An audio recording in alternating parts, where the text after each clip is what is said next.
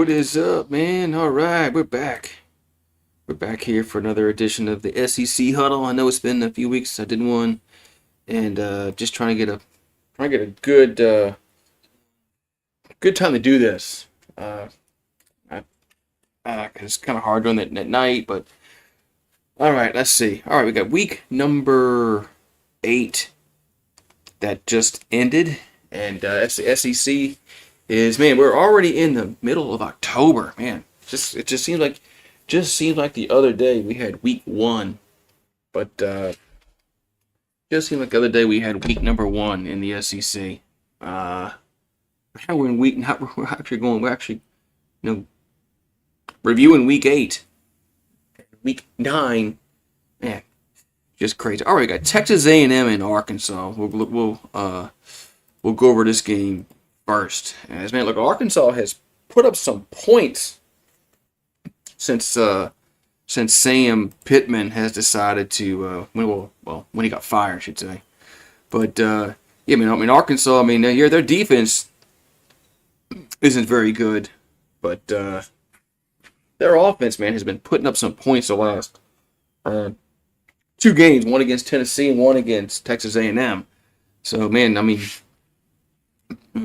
okay. So Texas A&M stays undefeated on the season. They're 7-0. 4-0 in the SEC. Arkansas falls to 2-5, 0-3 in the conference. But like I said, the Razorbacks have put up some points since Petrino became the interim head coach. Man, is he going to get the head coaching job? I guess it remains to be seen. I mean, he was there before, and then he had some off the field shenanigans. But anyway, all right. So Arkansas scored first. They got in this first quarter. As they got a field goal, 3-0 Arkansas. Then Texas A&M comes back with 2 touchdowns.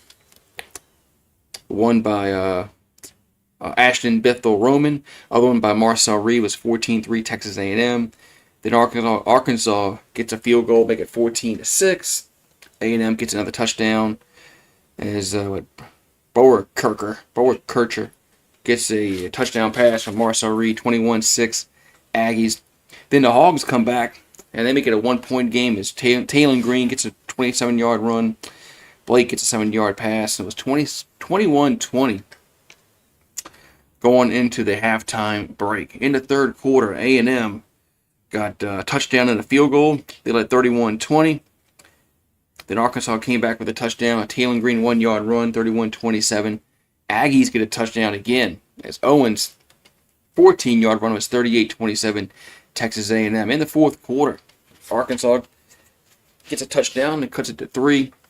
As Jaden Pratt gets a pass from Taylon Green, it's 38-35. But Texas A&M they just kept scoring and scoring, as Arkansas just didn't have a chance to get back in this, don't take the lead in this football game late. As it ends up 45-42, but Arkansas is putting up some points. Marcel Reed had 280 yards passing, 3 touchdowns. Green had 256, 3 touchdowns for Arkansas.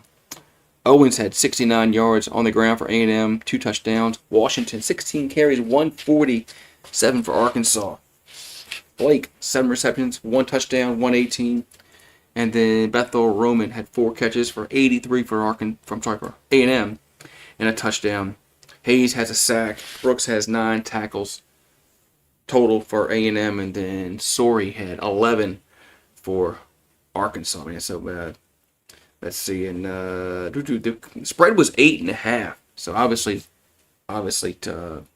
Texas A&M did not cover the spread, but the over/under was easily met at 57.5. All right, we got next game up on the docket. Look up here. Back up. There we go. Ole Miss and Georgia. Georgia wins 43-35. Look, all these teams are putting up points, man. All these teams are putting up points, except we'll get to that team in a minute. All right, so Georgia was favored by 7.5 points, and they covered. They covered. Over under was 56.5, and the over was met on that one. So, but this was an entertaining football game. Georgia did score 17 points in that fourth quarter, but here we go. All right, we got Georgia got off the scoring first with Woodring gets a 51-yard field goal. Ole Miss comes back from Chambliss, a 7-yard run, make it 7-3 Ole Miss. In the second quarter, listen to me. Georgia gets a touchdown as Lucky gets an 11-yard pass from Gunnar Stockton. It was 10-7 UGA. Then Kewan Lacey gets a touchdown run for the Rebels, 14-10 Ole Miss. Then Georgia comes right back with a touchdown run by Gunnar Stockton. Make it 17-14. And back and forth we go in the second quarter. As Lacey gets a touchdown for Ole Miss, and Woodring gets a field goal for Georgia. It was 21-20 Ole Miss at the end of the second quarter. In the third quarter, Stribling gets a 75-yard pass from Trinidad. Chambliss is 28-20 Ole Miss. Then Lucky gets another touchdown for Georgia. It's 28-26. They went for two, didn't get it. And then Trinidad Chambliss gets a 2-yard run. It was 35-26 Ole Miss going into the fourth quarter. As Ole Miss did not score a point in the fourth quarter, Georgia scored 17. As Nate Frazier gets a 3-yard pass from Gunnar Stockton. Lucky gets Lucky again. Man, Lucky is he was a fancy guy. 7-yard pass from Stockton for a touchdown, makes it 40-35. And then Woodring gets a 42-yard field goal late in the fourth quarter. It was 43-35 was your final score. But Chambliss for Ole Miss had 263 yards passing, 1 touchdown. Stockton, 289 on through the air, 4 touchdowns. Frazier had 72 yards on the ground for Georgia. Chambliss, 42. He was the leading rusher for Ole Miss. He had 42 yards on the ground. Branch had 8 receptions for 71 for Georgia. Stribling had 3 for 96 for the Rebels. And look at the sacks. Harris had a sack, and Perkins had 10 tackles. And Allen had 10 tackles. So both leading tacklers had 10 for their respectable football teams. All right, let's go. I'm going back too far. Okay, we got we got Alabama and Tennessee. This was the late game, the night game, the primetime game. As Alabama wins 37-20. Alabama has won 6 in a row since their opening loss against Florida State. Looks like the tide has turned the tide, so to speak, as they covered the spread with 8.5. Over under was 60.5, and that was 3 points. 3.5 points shy of getting the over. But yeah, this game was Tennessee really blew some chances with some turnovers, especially one late in the first half that really turned the tide. And just then they were playing catch up the whole game. But Alabama gets the scoring off first as Isaiah Horton had a 2-yard pass from Tyler Simpson. They led 7-0, and then Braylon Staley had a touchdown for Tennessee in the second quarter, and it was 7-7, all tied up.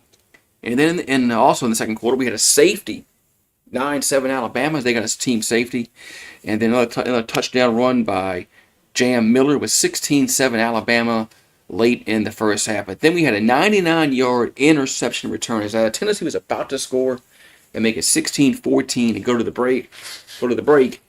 And a pick 6, 99-yard interception return as Xavier Brown made 23-7 Alabama. And then Tennessee was just playing catch up the whole game, and they just were never ever to get over the hump. As Bishop had a 44-yard run for the Volunteers. In the third quarter, it was 23-13. Then Rico Scott, touchdown for Alabama. 11-yard pass from Simpson. It was 30-13 Alabama going into the fourth quarter. But like I said, Tennessee they just couldn't get over the hump as that pick 6 put it behind the 8 ball, and it just turned the tide in the game. Bishop had a touchdown run for Tennessee. It was 30-20, but they couldn't get any closer. As Alabama got another touchdown run by Daniel Hill, and the final score was 37-20 Alabama. And as Ty Simpson is really, after the first game, he has improved. He's at a 180. 2 touchdowns, 253 yards through the air. Aguilar, 268, 1 touchdown, 1 interception for Tennessee. Bishop for the Vols had 123 yards on the ground. Bernard had 49 for Alabama. Williams, 5 receptions for 87 for Alabama. Staley had 10 receptions for 92 for Tennessee. Tennessee did not register a sack in the game, but Pierre had 3 for Alabama. And the leading tacklers for both teams both had 7. Smith for Alabama and Farouk for Tennessee. Yeah, so Alabama is on a roll. All right, let's go. Let's look at this game here. All right, so Vanderbilt. Man, Vanderbilt. This isn't your daddy's Vanderbilt, as they say, right? Vanderbilt beats LSU 31-24. Vanderbilt was favored by 1.5, so they easily covered the spread, and the over/under was matched at 48.5. So, Pavia, man, Pavia is a really good quarterback for the Vanderbilt Commodores. So Vanderbilt goes to 6-1, 2-1 in the SEC. LSU falls to 5-2, 2-2 in the SEC, 2-2 in the SEC. LSU just keep going further back in the SEC as other teams are just pulling away. All right, so LSU scored first as Ramos got a 48-yard field goal. That was on the first drive of the game. And, LSU kind of bogged down on the first drive. Looked like they were going to maybe get a touchdown, but their offense just bogs down at times. And it's been that way all season long. 3-0 LSU. Then Vanderbilt goes right down the field with relative ease, 9 plays, 57 yards. Pavia gets a touchdown run. It's 7-3 Vanderbilt after 1 quarter of play. In the second quarter, LSU scores and Trey'Dez Green, man, this is the guy that LSU needs to get the ball to a lot. He needs to have probably 10 receptions a game. He's almost he's a mismatch. He's a mismatch, but they don't go to him enough, especially in the red zone. So it's 10-7 LSU, but then Vanderbilt comes right back. Their offense was just on fire. LSU couldn't slow them down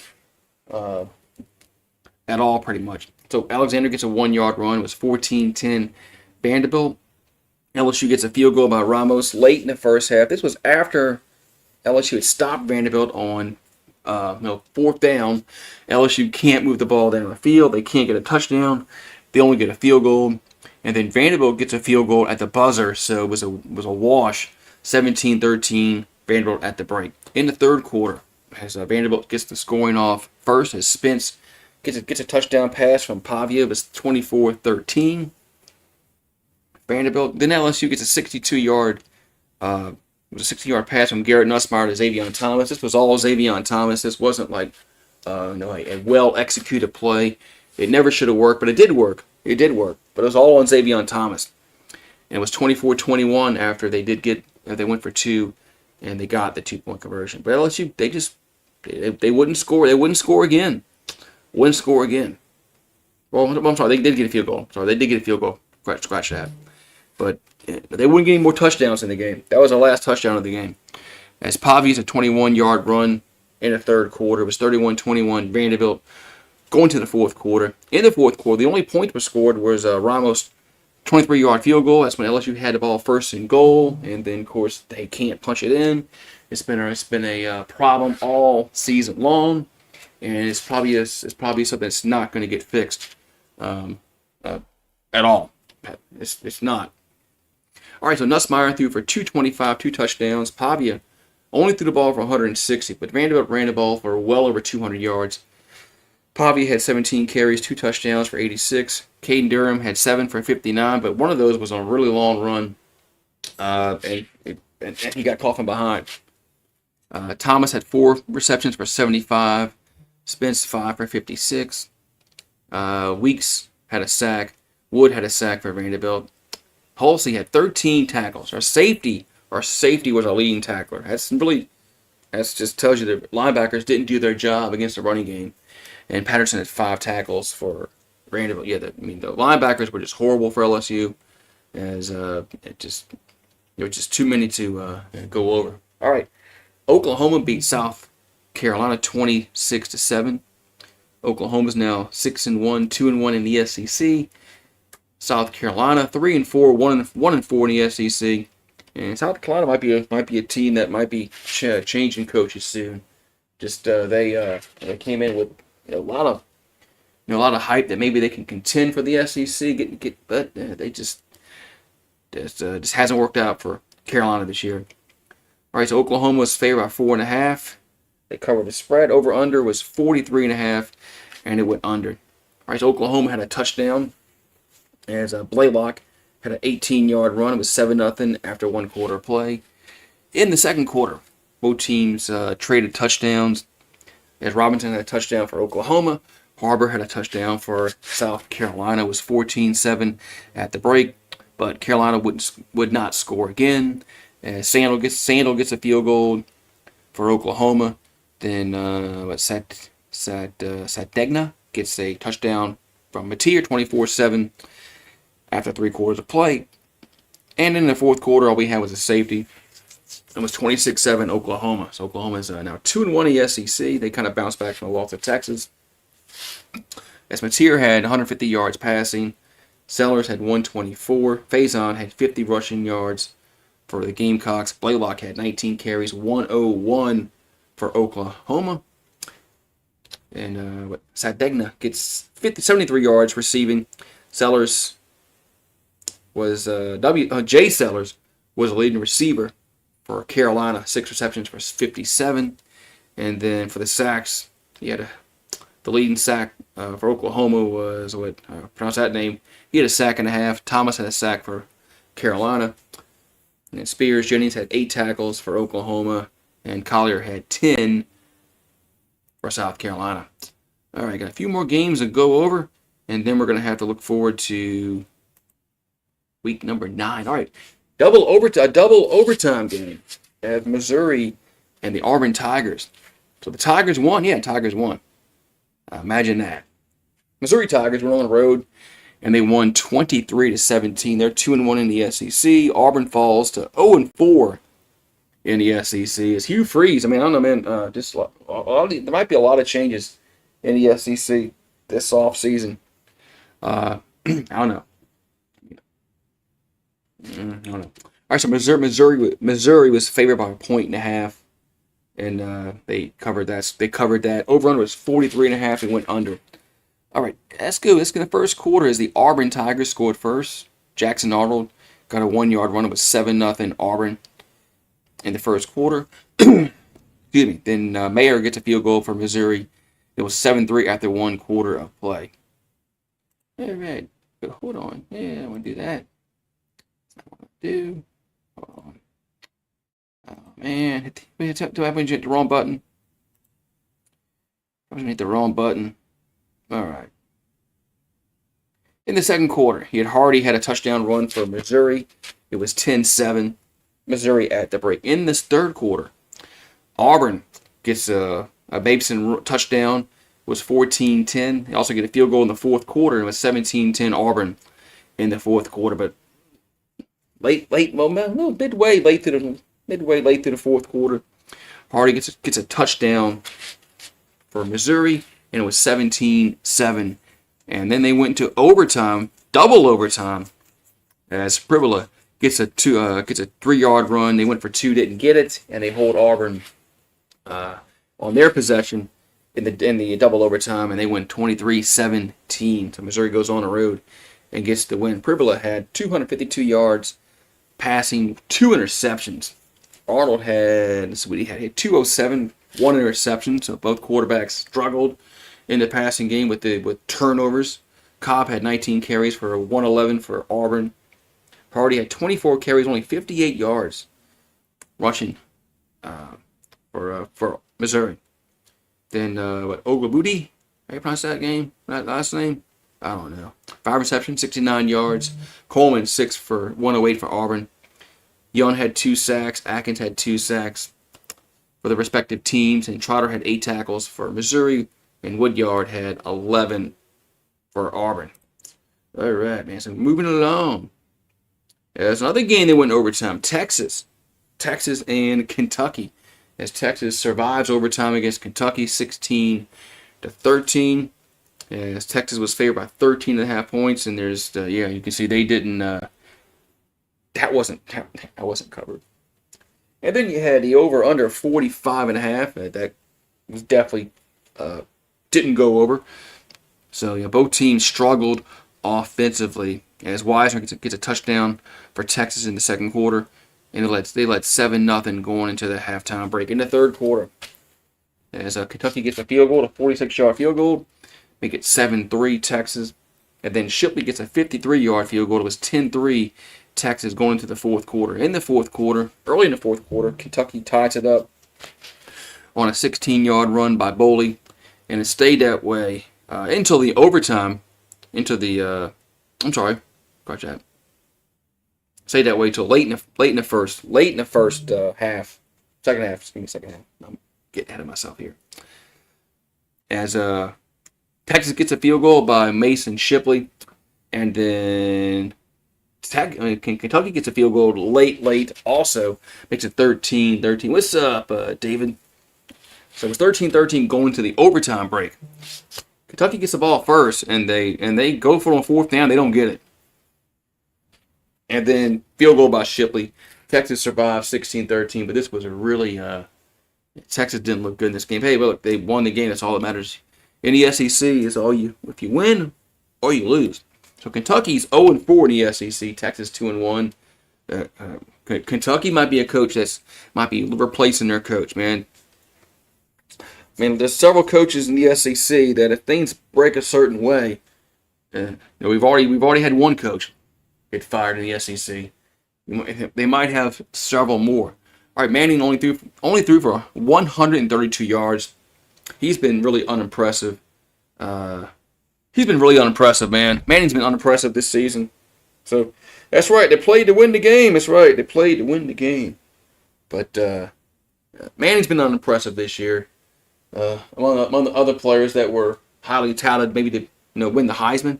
Yeah. Manning's not even going to get a bus ride in New York. But Boley had, one interception for Kentucky, threw for 258. He also was the leading ball carrier, 14 carries, a touchdown, 45. Wiseman only had 12 carries for 37 yards for Texas. Texas offense was just garbage in this game. And Paxton will look great. But defense, man, Kentucky sucks, dude. Kentucky sucks. As Moore had 3 receptions for 37. McGowan had 7 for 68. Kentucky's probably going to fire their coach, man. They're garbage. Texas should have won. Texas should have won this game by relative ease. But all right, Simmons had 3 sacks for Texas. Souls had 1 for Kentucky. Hill had 12 tackles. Bryant had 7. But yeah, this was just. I didn't even know this game. I didn't know this game was so close. I was watching the Alabama-Tennessee game, and somebody goes, "Man, no, the Kentucky game might have gone overtime." I said, "What? No way. No way. And I put it on like, holy shit. They are about to go in overtime. All right, so Florida. Florida wins 23-21. They beat Mississippi State. Florida's now 2-2 in the SEC. Mississippi State's 0-3. And Florida fired their coach after the win. They fired Billy Napier. I don't know why they waited so long. If they wanted to fire him, why didn't they just fire him last week? That didn't make any sense. Why are you going to fire him after they win? LSU did the same thing with Orgeron. They beat Florida, and then they fire him that Sunday night. If you're going to fire somebody, fire him. What are you waiting for? All right, so the Bulldogs were actually, the Gators were favored by 9.5 points. Why were they favored by 9.5 points? Yeah, that's right, Arkansas too. Yeah, that's right. Arkansas was several weeks ago. That's right. I almost forgot about Pittman. Arkansas was a few weeks ago that they fired their coach. Yeah, so there might be several coaches, man, get fired if things break. If things go a certain way for these teams, there could be several teams looking for new coaches in the SEC, which would be wild. But all right, so Mississippi State, they got the scoring off first 7-0 as Taylor gets a touchdown. Florida comes back with a field goal. And as Trey Smack gets a field goal, it was 7-3 Bulldogs after one quarter. In the second quarter, Florida scores 10 points as they get a touchdown run by Jaden Ball and a field goal. It was 13-7 Florida. And it stayed that way to the fourth quarter. And as Daniel gets a touchdown for Florida, it was 20-7. Bulldogs come back with a touchdown by Booth, make it 20-14. And then Florida gets a field goal, make it 23-14, and then Bulldogs get a touchdown with 2 minutes to go, makes it 23-21, but it stayed that way, and that was the final. Yeah, Kentucky almost beat Georgia last year. You're right, almost. Yeah, almost. Close only counts in horseshoes and hand grenades, Paxton. Only counts in horseshoes and hand grenades. All right, so Lagway threw for 280 yards, two interceptions. Ball at 23 carries, 150. Brown, 5 catches for 83 for Florida. James had a sack and a half. And then Allen had 15 tackles for Florida. For the Bulldogs, Shapen had 324 yards through the air. Booth had 105 on the ground. Thompson had 155 through the air receiving. Lanier had a sack, and Lee also had 8 tackles for the Bulldogs. But, man, just Florida wins a game, fire their coach. Yeah. All right, man. So we got week number 9 coming up. So we got some interesting games this week. As it's so nice to see conference games, not crappy ass non-con games. Teams play, the directional schools. All right, so Oklahoma and Ole Miss. I think this game is 54.5. That's a lot, man. I don't know. I was going to say, I didn't know what the over-under was, but 54.5 seems a lot. I don't know if, man, it's a lot. Does Ole Miss cover the 4.5? They probably, Ole Miss's offense is good. It's their defense is not good. So, that's the problem with Ole Miss, is their defense is not good. LSU couldn't take advantage of that at all. Georgia did.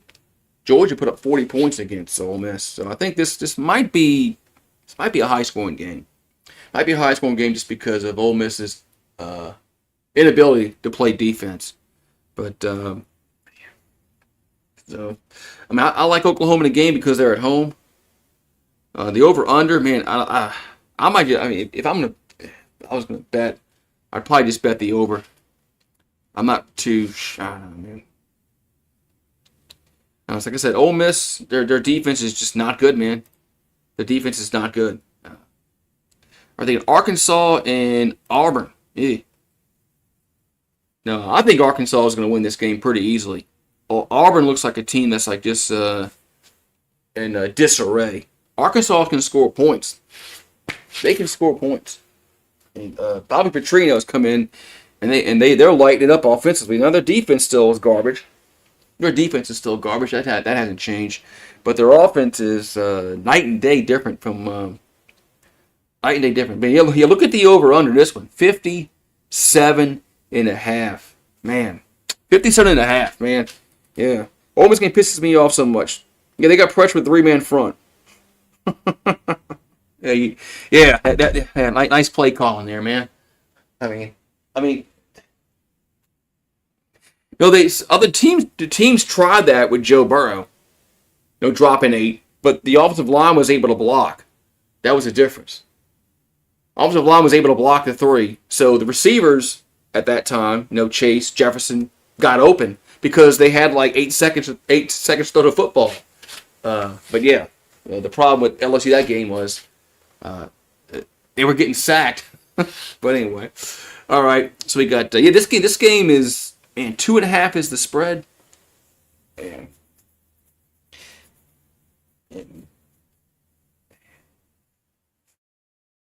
Vegas is teasing you to bet that over 57.5. I don't know. I don't know if that's gonna go 57.5. I don't know if both these teams are gonna combine for 58 points. I know Arkansas's defense is bad. Auburn's playing like shit. I don't know. I probably would. I think Arkansas is going to win, but I probably wouldn't even bet that game.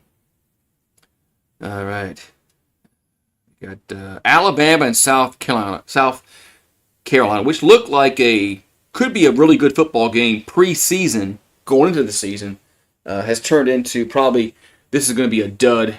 Alabama's favored by 12.5. They probably will cover that with ease. South Carolina is not good. They have regressed from last season. Alabama seems like they're the tide has turned on them. They have changed ever since week 1. Alabama's going to win this game. They're probably going to score 40 points probably. So bet the over. I think bet the over in this game. Alabama might get 40 by themselves in this game. I just can't see South Carolina even competing in this game.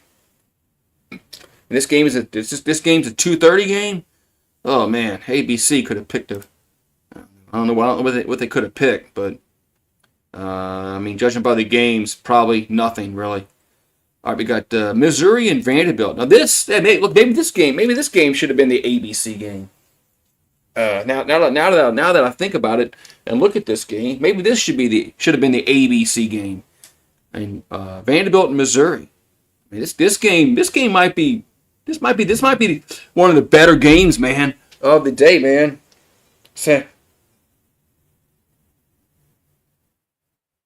Talking about this Saturday. I wish has a chance to win this Saturday. Yeah, we'll get to, about this. I agree. I agree. They have a chance to win this Saturday. So, mainly because it's at home, but this could be the best game of the week in the SEC. Could be. Missouri on the road, Vanderbilt. No, everybody knows about Vanderbilt's story. They're favored by 2.5. Over under is 52.5. Versus Texas A&M. I think LSU does have a good chance. We'll get that game in a minute. But man, I think I don't want to bet against Vanderbilt, man. I wouldn't bet against Vanderbilt right now. I mean, I can't believe I'm saying that. Vanderbilt in football. What year is this, man? Are we back in the 40s? Did we take a? Did we get in the DeLorean? Man. All right, Texas and Mississippi State. Here we go. Here you go, Paxton. Texas and Mississippi State. Texas has to go on the road to the Cowbells. Texas struggled against Kentucky last week, which is the worst team in the SEC, by the way. They're the worst team in the SEC. There's nobody worse than Kentucky. Mississippi State's 4-3, but they're 0-3 in the SEC. Texas is 2-1. Could this be an upset, man? Could this be an upset? I mean, man, Texas offense finally. Yeah, I keep saying that. I keep saying that about LSU, and I'm not saying it no more. Yeah, this is the week. This is the week, man. Look, you know what the definition of insanity is, man? They're repeating the same thing over and over and over again and expecting a different result. I think Texas is going to struggle, just like they've been struggling. Now this game is on the road. So I think Texas will win, but I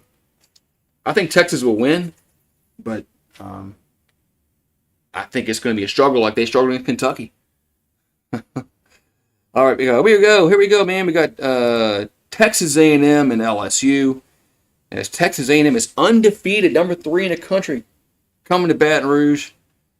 LSU's 5-2, 2-2 in the SEC. LSU needs a hell of a lot of luck to get back in any kind of consideration of playoffs and SEC. But all right, A&M is favored by 2.5. Over under is 47.5. Man. What's up, man? What's up, William Walsh? What's going on, William Walsh? How you doing? How you doing today, man? Just go over some SEC, man. So, but yeah, I think LSU will play much better because they're at home. Now, are they going to win, man? Look, I mean, I say yes. They got a chance to win because they're at home. But I'm not going to expect anything different from our offense. I don't think we're gonna turn touchdowns when we get in the red zone. I don't think that's going to happen. I mean, why am I going to expect anything different from this offense?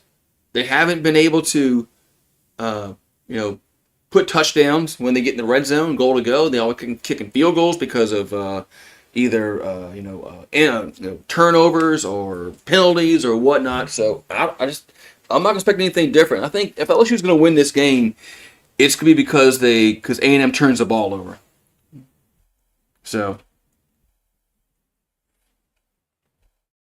Yeah, it's gonna be because A&M turns the ball over like Florida did. Florida turned the ball over 5 times. When they played LSU early in several weeks, about a month ago, hell it was. That's the only way LSU is gonna win this football game is our defense. is because if our defense gets turnovers, because I don't think our offense is going to really score enough to beat Texas A&M. I just can't see us matching score for score with them if that's what it comes down to. It's going to have to be our defense that gets turnovers. Now they run the football. They have an athletic quarterback. LSU's had problems with athletic quarterbacks this season. Chambliss, Pavia. I know Sellers didn't run the ball great against South Carolina, but they did run the ball for 200 yards against LSU. So I'm worried about our run defense. I'm worried that we're gonna give up a shit ton of yards in the run game again. But that's how A&M beat us last year. They brought in Marcel Reed. He ran the ball. We couldn't adjust, and Nussmeier threw interceptions, and that's how LSU lost. So I think LSU has a chance to win this football game, and the chances for them winning this football game is their defense is going to have to cause turnovers, because I just don't think our offense is going to go toe to toe with A&M. I just don't see it.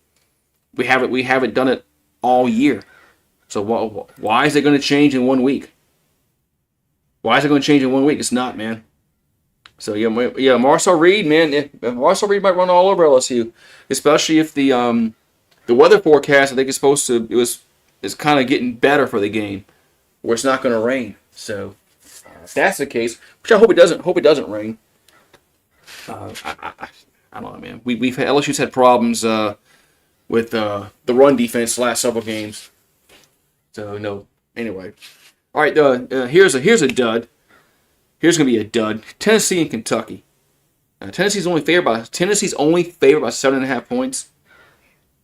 Kentucky is the worst team in the SEC. They're the worst. They're garbage. They're gonna fire their coach soon. But Tennessee should win this game. Tennessee should win this game easily. They should win this game by like 20 points. 20 points they should win this game. So, I hope Sloan has a good game plan. Yeah, all right.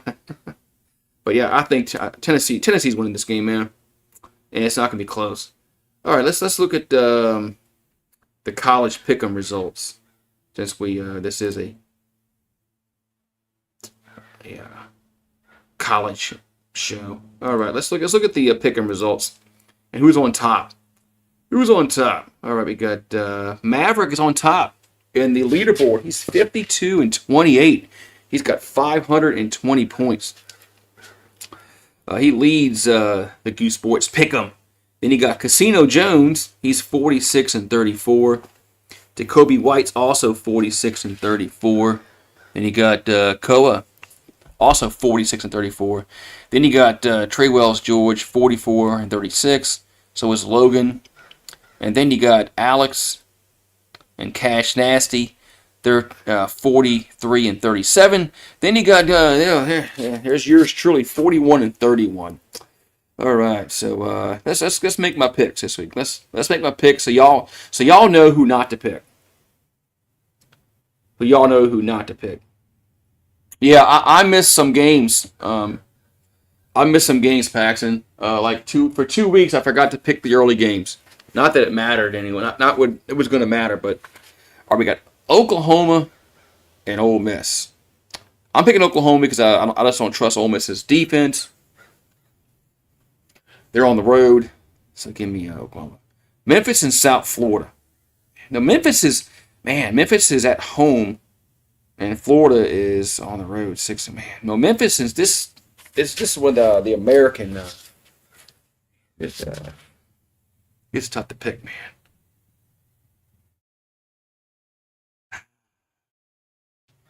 I'm going to go Memphis, man. I'm going to go Memphis in the upset.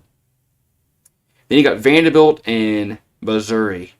I'm going to pick Vanderbilt at home. I'm rolling with the Commodores, man. I'm rolling with the Commodores until they let me down. Then you got BYU on the road against Iowa State. Man. Yeah, I'm gonna go with the consensus. They got 82%. I'm gonna pick BYU. Then you got Washington and Illinois. And more people have picked Washington in this game than Illinois. So, of course, Illinois has to go cross country to. Illinois got to go cross country to Washington, don't they? I'm gonna pick Washington at home. Mainly because Illinois got to go over 2 time zones or 3 time zone. And they got to go over the Central. No, I'm sorry, 2. They're in the Central time. So they're in the Central. Yeah, Illinois is in the Central time zone. They're not Eastern. Yeah, they got to go over mountain to the Pacific time zone. I'm still gonna pick Washington. All right, we got Missouri. Missouri. Listen to me. Minnesota and Iowa. I'm not really impressed with Row Your Boat, especially going on the road against Iowa's a tough place to play. I'm gonna pick Iowa. All right, then we got San Diego State and Fresno State. Man, they got some games here, man. They got the Aztecs and the Bulldogs. I'm gonna go with San Diego State. Yeah, row your boat. Yeah, row your boat. Yeah, beat Nebraska. You got Baylor and Cincinnati. Aranda seems like he's just a, he's just like an above average coach, man. I'm gonna go with the Bearcats at home. Then you got Texas A&M and LSU. Oh man, they're really good. They're really gonna make me pick this game, aren't they?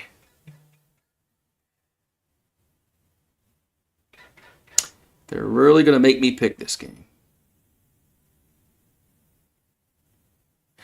I just don't see LSU. I don't see LSU stopping their run game. Give me Texas A&M.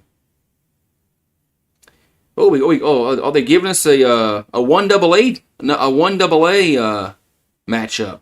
North Dakota State and South Dakota State. Well, I mean, both these teams are really good in the FCS.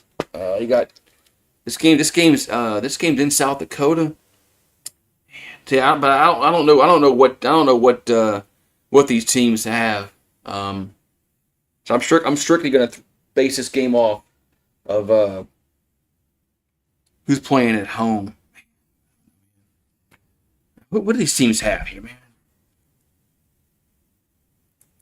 It is, you're right. I just don't see it. So I want to see something here. Are these teams ranked? Let's see. I want to look at something real quick here. Are these two teams ranked in the? I'm sure they are ranked in 1AA. Let's see. Where the rankings at?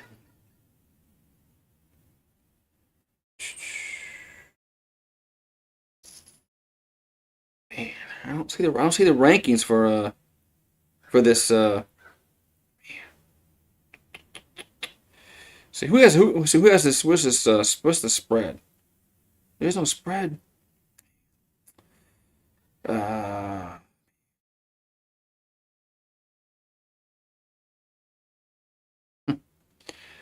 right, I'm gonna pick the Bison. I'm gonna pick the Bison. Give me North Dakota State. North Dakota State has been like one of the best. Has been the best team in FCS for about a decade now. Yeah, I'm gonna take the Bison. I'm gonna pick the Bison. Now, they like I said, they've been the best team in the FCS for over a decade now. Although South Dakota State also is a good team in that league, but I'm gonna pick the Bison. All right. See how many total points scored in Vanderbilt and Missouri. I'm gonna say 48. I'm gonna say 48. Say 48.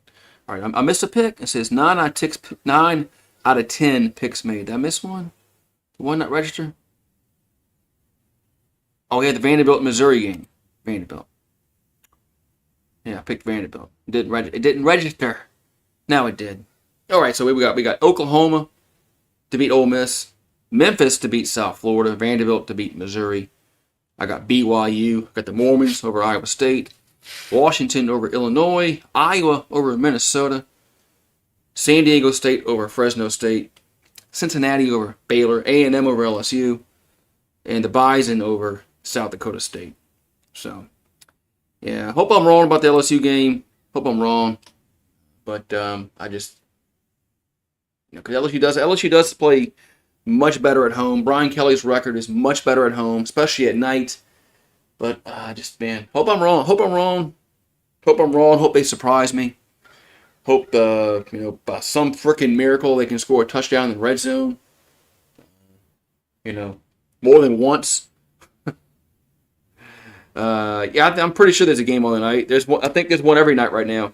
So I think there's one every night, Paxton. So, not sure who's playing, but the Pelicans play tonight. So I'll be live for the Pelicans and the Grizzlies.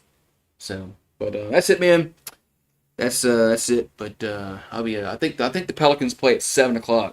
So hopefully Zion plays. He's probably he's got to go through the shoot around. He might pull a hammy. So have a good one, and we'll see you next.